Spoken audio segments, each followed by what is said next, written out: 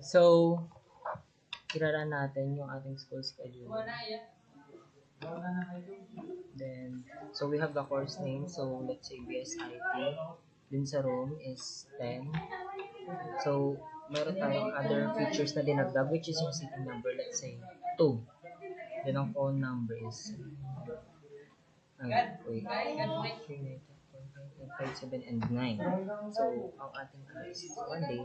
So, starting time on the end time is, let's say, 4 p.m. So, 1 p.m. to 4 p.m. And then, add schedule. So, nakapag-ano tayo ng schedule, and then save natin yung file natin.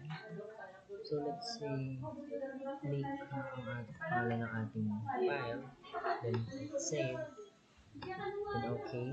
Then, punta tayo dito sa files natin, which is ito. Then, let's use notepad para makita natin.